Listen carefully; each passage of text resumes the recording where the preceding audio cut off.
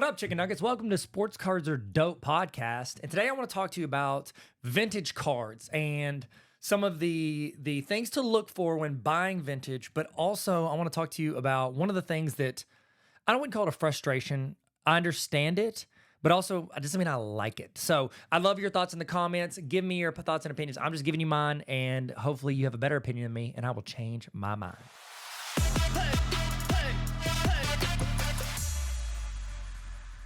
So if you've done a lot of vintage cards, I haven't done a ton. I've got some like Jackies, like I've got like the 48 Leaf Jackie Robinson. I just dropped the stand on the ground.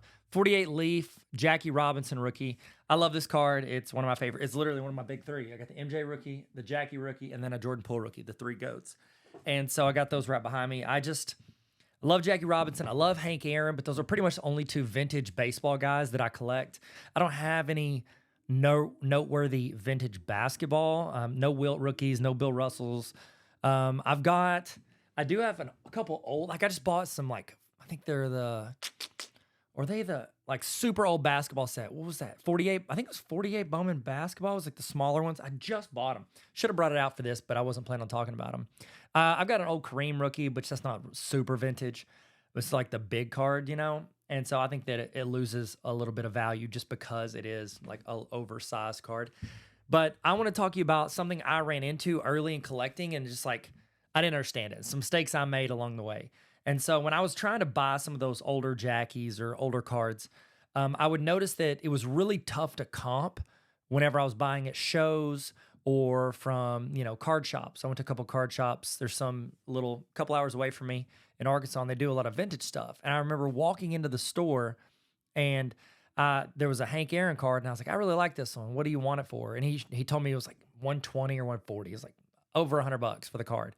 And I looked at comps, and I was like, the last sales were like 30 and 40 bucks. And he's like, oh, and this is the thing that bothers me with this.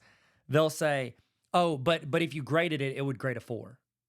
Like Titus and I, we went to a education conference I was speaking at in Louisiana, and we stopped. It was like a cards and coins place. Went in, and the guys did the same thing. He's trying to charge me what he guarantees it'll grade for, even though it was a raw card. And I'm sitting there like, I don't know. I get that. And if there's a bunch of comps for equivalent looking cards, I just feel like that's where I should lean. Like here, and again, this is a hot take, if you will, but it's one of the things I think in my head when someone tells me, oh, that's going to grade this, and they want to charge the graded prices. Here's my thought then. Get the card graded and then sell it for that price. And they're like, well, people can ask whatever they want. Yes, they can. People can ask whatever they want for their cards. I have cards that are listed too high right now on eBay. I know they're listed too high. It's because, one, I don't want to sell them that bad. And two, I feel like the market's going to catch up and they'll eventually sell. And so it's like, I get that. I'm not saying this works for everything. But if that's your main excuse, don't say what it'll grade for. You're not a grader. Like, I grade a ton of cards. I feel like I have a good idea of what they'll grade, and I've tried myself. Like, I've written down cards, what I think they'll grade, and I usually get pretty close unless I miss one or two randos. But like, if you want to sell it at a graded card price, get the card graded. Now, that's with most cards. Vintage cards, I still feel the same way. If you want to say it'll grade a 5, get it graded, and then it's a 5. However, collectors, whenever they're going on and they want to buy, or I guess flippers too, when they want to buy a card, it is really hard. I'm sorry, I'm figuring out the best way to say this. Whenever you go in and bid on stuff, people are bidding on vintage cards based on, like, how do the corners look? How centering is huge. Like, that is huge with them because there's a ton that are off center. Centering is huge with them. Eye appeal, the color pop. Is there any, like, fading or paper loss on any of it? My Hank rookie, I've got a Hank Aaron rookie card right here. It's a SGC 2, okay? It looks awesome. You look at the front, the color is there. It's a little off center, left to right.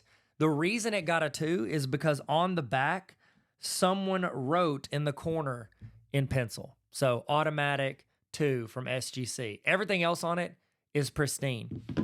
Some people would pay more because of the color and the center. Like, you could see 2s that look like they were used to make a motorcycle sounds on a bicycle. Like, you can see 2s that'll look like that. Mine looks so tight and clean from the front, but on the back, it's got that little piece. And so that all plays into it. Vintage collectors, and I need to get an expert on here. Gordy from Bonkers Cards, he's one of my favorites. I got a friend named Jeff who does a lot. He doesn't make social media videos, but he does a lot of vintage stuff. And like, they're both way better than me on vintage. I'm definitely not the expert on vintage. I'm just kind of talking through this. And so I'd really love your thoughts on it. What is the most important thing you look for when you're buying vintage? Do you care about centering more than the color pop, or more than, you know, whether or not it's got the like clean corners? Like, what do you look for the most? And also, do you agree with dealers saying like, oh, this is, again, they can sell or ask whatever they want and people are willing to pay. But when I hear a dealer tell me that, I'm automatically thinking like, you're putting more and more bricks on the wall between me and you, like me giving you money. Because I'm just like, dude, if you want to charge for that graded price, get it graded. Like, you can be like, hey, look at it. It looks clean. Look at the eye appeal. And let me judge what I think it'll grade. Like, I think it'll grade this because of this if I want to grade it. I'll give you an example. I bought a Jackie Robinson. I don't think I have it out. A Jackie Robinson. I think it was a 1953 Jackie, I want to say. And it's one of his most beautiful looking cars because the Leaf, while it being his rookie and it's really important, it doesn't look good. He looks like they just did him dirty. It looks like almost cross-eyed in it, the way like he's got a lazy eye in the photo. This is like beautiful one. They do reprints of them, not reprints, but like they've redone them in certain sets lately. But it's a gorgeous card. Y'all correct me in the comments. I think it was 1953. It's the one. It almost looks AI, like our paintbrush or watercolor, and it looks awesome. And I bought it at the Dallas Card Show for like $300, which is pretty good. It sells for $300 to $400 raw. I didn't look it over close enough, and I sent it in to SGC, and they said authentic, color added. And I'm like, color added? Where in the world was the color added? It turns out there's like a black part around where their name is on the bottom right. Someone got a marker and colored it in, and you can barely see it, but it like soaked through, I guess, and you can see it like on the sides. So it's like, the guy could tell me all day that it was going to grade this because it did look good, but it was like had those little things that I'm assuming he probably knew because he's probably sent it in, or maybe he's better at looking at cards than me and noticed that it had that on there and he knew it'd be authentic. Like where I will never tell people, like to my knowledge, I'll tell them my guess would be this, but I'm never going to be like, I'm going to sell it for blank because it would grade for blank. I don't do that. I don't remember ever saying that to anyone ever. And the reason is, it's because I'm not a grader. If you want to say that, hey, you get a graded Tron, you see what it looks like. If I'm guessing, I'm going to say 6 or 7, but you go with what you want. I'm never going to be like, that's what it is. And again, because people always get in the comments, and it's always on Facebook when this video goes to Facebook. People are like, your card, you can charge what you want. Yes, you can. And also, it's my money. I can walk away if I want. So that's one thing that turns a big turnoff for me with regards to buying from vintage dealers is when they're putting it at prices when it ain't graded. Also, I do want to throw this in there because this is something I made mistakes on when I first started collecting. If you go on and look at comps for cards on eBay, very often, especially with vintage cards, there will be something, look for something in the title, or sometimes they might hide it in the description, called set break. That is what... It's like in a break, you pay for a team or a player or serial number. You're paying for any of those to pop up. You could get 3 of them. You could get 0 of them. You pay that same amount.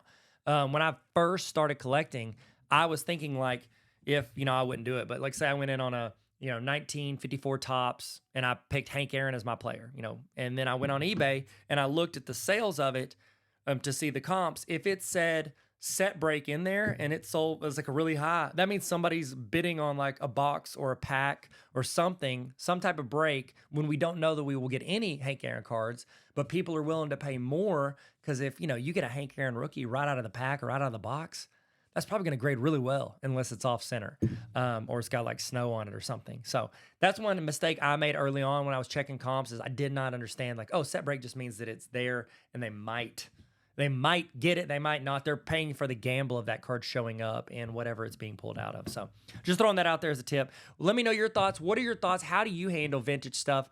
I've got a few sets. Mostly I'm doing like 90s stuff right now. I've kind of paused on my like Jackie and Hank quests.